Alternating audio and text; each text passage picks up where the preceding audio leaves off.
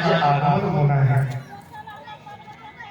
आज उनकी अवतरण उत्सव, आज उनके प्राकट्य उत्सव हम लोग मनाएंगे। अर्थात श्री कृष्ण रस में डूब कर हर एक जीव श्री कृष्ण रसमय होगा। आइए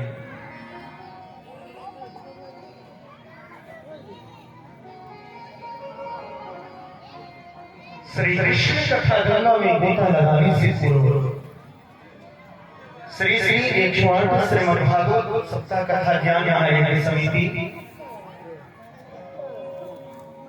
देवमयी भूमि ग्राम ओगरी के जो यज्ञ समिति के कार्यकर्ता हैं, उनके द्वारा आज कुछ व्यवस्थाएं प्रस्तुत है जो प्रतिदिन की भांति आज भी ये संपन्न करे जा रहे हैं। धन्यवाद।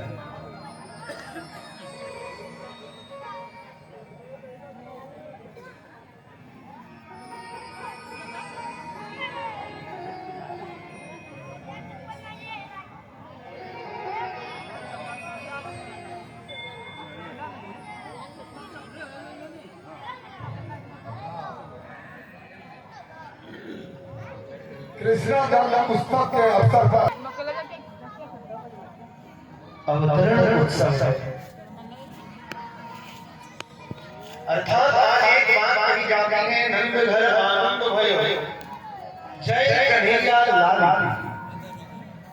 ये आनंद हमारे अंदर है। आनंद दिवस इस बात की चर्चा हुई है कि आनंद और प्रकट है और उस प्रकट आनंद को प्रकट करना है।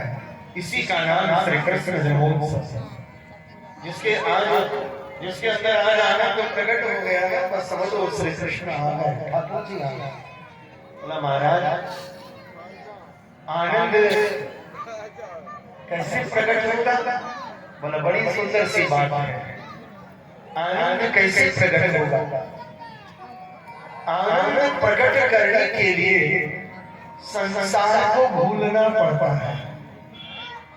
जब तक आप संसार को भूलेंगे नहीं, तब तक आनंद आएगा। अब जैसे कथा में आप बैठे हैं, आपको बगल में याद है कि मेरी मौसी बैठी है, मेरी दादा बैठी है, मैं बैठा हूँ, मैं बड़ा आदमी हूँ, मैं धनीमानी लोगों हूँ।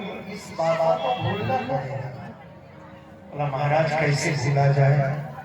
बोला जी जब कथा में बैठे तो ये भूल गो मैं कौन से गांव में है, किस जगह पर बैठा हूँ, मैं कौन हूँ और मैं कहाँ हूँ।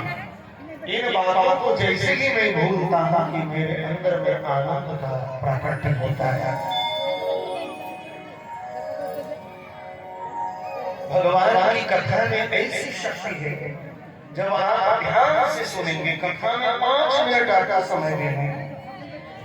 5 मिनट अगर आपने समय दे दिया कि आप भूल जाएंगे कि मैं कौन। लेकिन आप बैठे हो जरूर, लेकिन आप समय ही नहीं देते। जरा शांति बनाए रखे। मैं आपको बोल रहा हूँ, वो बीच में जो माता जी है, जरा ध्यान दो। हरी हरी वो फिरोजा कलर वाली साड़ी वाली जरा इधर ध्यान। हम मैं आपको बोल रहा हूँ, कहाँ मस्त है, क्या कथा हुई सुने। घर वाले लोग तो बड़े गदगद हैं कि हमारी घर से कथा सुनने गई है, लेकिन कथा में हल्ला करने गई है, कथा नहीं होने देने के लिए सोच के गई है। कम से कम अगर ना सुन सको तो शांति तो दे दे, गंभीरता तो देनी ही हुई बात है। जब तक आप संसार को भूलेंगे नहीं, अपने आप को भूलेंगे नहीं, तब तक आनंद आपको मिलेगा नहीं। और आप आनंद के लिए ही आए। अगर केवल लड्डू और मक्खन के लिए आया हो तब तो कोई बात नहीं है, तब तो हल्ला करना स्वाभाविक है। लेकिन अगर भगवान के लिए आया है, ठाकुर जी के लिए आया है, आनंद के लिए आया है, तो आपको भूलना है। भूलने के लिए भगवान की कथा को प्रेम से सुनिए। कथा सुनते सुनते संसार को आप भूल जाएंगे। कथा का यही प्रभाव है। लोग कथा सुनने क्यों जा रहा है? क्योंकि कथा सुनने जब जाता है तो जीव अपने आप को भूल जाता है, और जब जीव भूल जाता है तभी उसे आनंद की प्राप्ति होती है। और वही आनंद श्री कृष्ण है, वही आनंद ईश्वर तत्व है। सुखदेव जी महाराज कथा कर रहे हैं। कथा करते करते स्वयं अपने आप को भूल जाते हैं। सुखदेव जी महाराज कहते हैं, सुनो, भगवान श्री कृष्ण की कथा योगियों को आनंद देती है जी। ये योगियों की चीज है, योगियों को आनंद देती है और भोगी जीव को भी आनंद देती है। योगी को भी देते हैं और भोगी को। योगी भोगी होने का यत्न करता है, वे पतन हो जाता है। भोगी तो योगी हो नहीं सकता है। जो भोगी होगा वो योगी नहीं होगा, वो भगवान से तर्क करेगा। और योगी भोगी नहीं हो सकता, नहीं तो उसका पतन हो जाता है। योग और भोग एक दूसरे के विपरीत हैं, लेकिन भगवान श्री कृष्ण की कथा योगी और भोगी, योग और भोग दोनों का समन्वय करते हैं। ये दोनों परिपूर्ण दिख पड़ते हैं। इसीलिए श्री कृष्ण देव नहीं परमात्मा है। परीक्षित जी निवेदन करते हैं, साति दुष्षाक्षुणमा यतो नमति माहते पिबन्तं त्वरवधाभुजं शुचं हरिकथामृतम्। राजा परीक्षित जी कथा सुन रहे हैं और कहते हैं, गुरुदेव मुझे भूख नहीं लगती। सुखदेव जी कहते हैं, राजा तुमने प्रथम स्कंद से नवम स्कंद तक की कथा सुनी है एक आसन से, अरे जाओ कुछ रत्नाहार कुछ फलाहार कर लो। लेकिन राजा परीक्षित जी कहते हैं, साति दुस्साक्षुणमा यतो दमपि वाहते पिबन्तं त्वमुखाम्भो च्युतं हरिकथामृतम् मुखाम्भोच्युतं हरिकथामृतम्। मैं हरिकथा को सुन पा रहा हूं, मुझे भूख भी नहीं लग रही है, मुझे पानी पीने की भी इच्छा नहीं होती। भागवत रस ही एक ऐसा रस है काका, जब इस रस में डूब जाएंगे, निमग्न हो जाएंगे, भक्ति का रंग जब लग जाएगा तो भूख प्यास सब चीजें भूल जाएंगे। श्री कृष्ण की कथा में रुचि देखकर सुखदेव जी महाराज बहुत प्रसन्नता होती है राजा के ऊपर। एवं शशन्य वृद्धनंदन शापादम वैयासकीस भगवान नतवीष्णुरातम प्रत्यक्षम कृष्ण चरितम कलिकल्मषजनम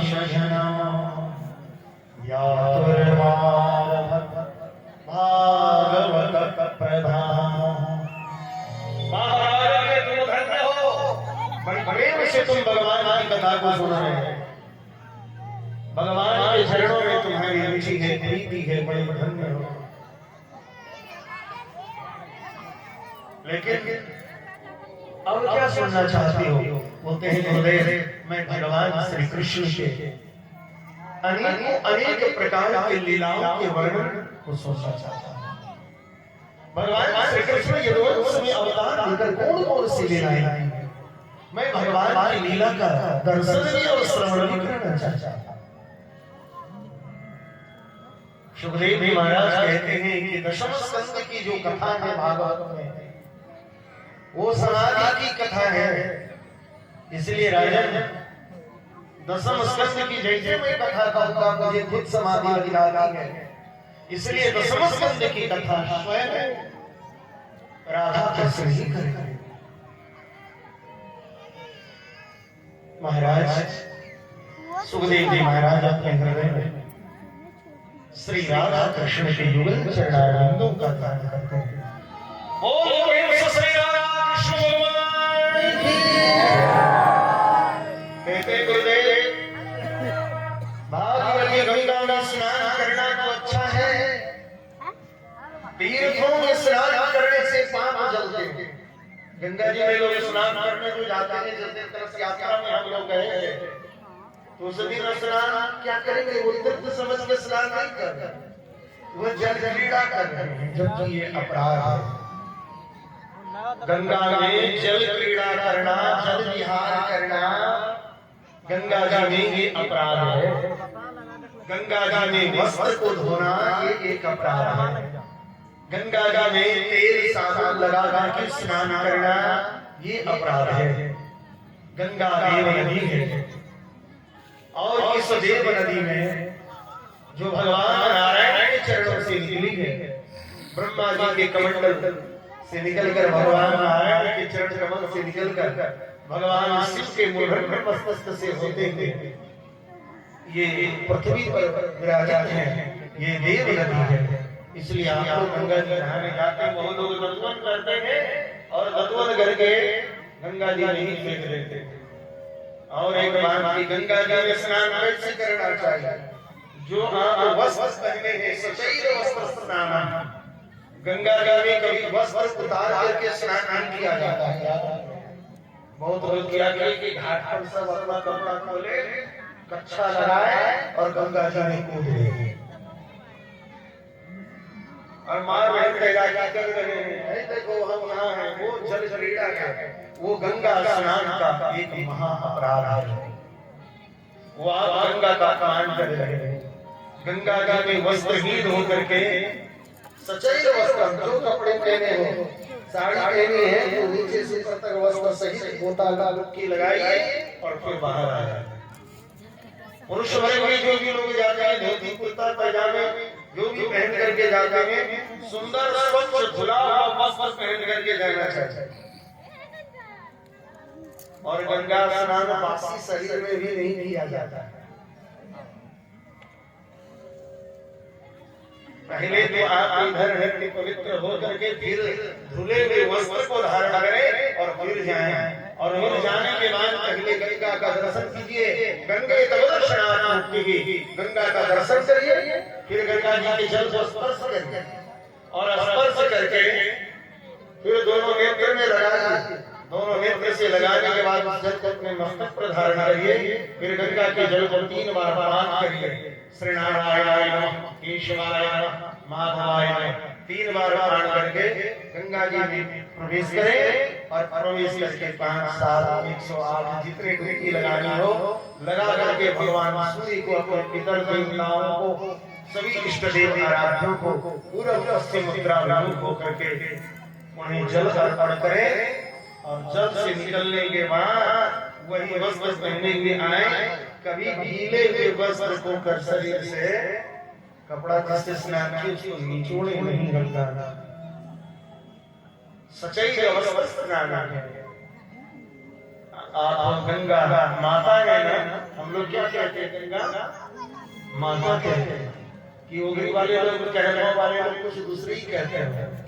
ओगरी और कहलगांव वाले के लिए गंगा नाला है, ऐसा हमको लगता है। ये गंगा नदी ये लोग नहीं मानते, इनको देव नदी नहीं मानते। गंगा के साथ बहुत अपमान होता है, इसलिए गंगा जब उगड़ती है ना फिर चंगे कर देते। एक क्षण में गंगा का कहलगांव का सब कुछ समाप्त कर देगी हमारी गंगा में। इसलिए ज्यादा छेड़छाड़ किया, अपमान किए तो गंगा माता कहते हैं। अब हम जवान हो चुके हैं, युवा हैं। एक युवा के अपने माँ के सामने निर्वस्त्र होकर के जाता है क्या? जब हम छोटे थे तो ठीक था, लेकिन जब हम बड़े हो गए हैं तो क्या माँ के गोद में कोई बच्चा निर्वस्त्र होकर के जाता है? आप गंगा में कच्छा कोट पहन करके डुबकी मार रहे हो, जल क्रीड़ा कर रहे हो, ये माँ का अपमान है। इसलिए गंगा जी में स्नान का महत्व होता है और गंगा स्नान का तभी पुण्य मिलता है। स्नान करने के बाद दान आवश्यक है। आप गंगा घाट से ऊपर हुए स्नान करके जो भी हो तीर्थ चावल कुछ न कुछ दान करें। अगर नहीं होता है तो गौ माता को हल्का भी दान कर दें, गौ ग्रास करा दें, किसी को जरूर कुछ न कुछ दान अवश्य करें। स्नान के बाद दान आवश्यक है। जब स्नान और दान दोनों होता है तब आपका संपूर्ण गंगा स्नान होता है। बकायदे आप जल क्रीड़ा करने के लिए जा रहा, जल विहार करने के लिए जा रहा, तो ये अपमान है। जब से भागीरथी गंगा, यही सुग्रीव जी महाराज कहते हैं राजा भागीरथी गंगा में स्नान करना अच्छा है। तीर्थों में स्नान करने से पाप चलते हैं पर मन शुद्ध नहीं होता। गंगा में इतना डुबकी लगाया हो, गंगा के किनारे आते हैं और हर वर्ष गंगा मैया उगरी आती है और उगरी को साफ करके जाती है, लेकिन उगरी के व्यक्ति के मन में गंगा का प्रवेश नहीं हो पाया, उनके मन में गंदगी भरी हुई है। तो हम गंगा मैया से प्रार्थना करते हैं कि इस बार उसी को ले जाए, मतलब उनके मन की गंदगी को ले जाना ताकि वो पवित्र हो जाए। गंगा स्नान करने से, तीर्थ स्नान करने से उनके मन की पवित्रता नहीं हो पाती है, पाप तो चलते। चारों धाम की यात्रा करके आए, वृंदावन से आए, हरिद्वार से आए, श्रीरंग से आए, सभी जगह से लोग तीर्थ यात्रा करके आए, लेकिन उसका स्वभाव नहीं सुधरा। कुत्ता को काशी घुमाने ले जाओगे तो क्या हो जाएगा, वो महामंडलेश्वर। अगर कुत्ता को काशी ले जाएंगे घुमाने तो क्या कुत्ता महामंडलेश्वर बन जाएगा। उसी प्रकार से जब मेरा स्वभाव भी कुत्तों वाली है, मेरा स्वभाव भी कुत्ते जैसे है, मेरा स्वभाव भी पशु जैसा है, इस स्वभाव के सुधार करने के लिए हमने चारों धाम यात्रा की, लेकिन अपना स्वभाव नहीं सुधर पाया, तो फिर जरा सा भी नहीं सुधरता था, मन शुद्ध ही नहीं होता था।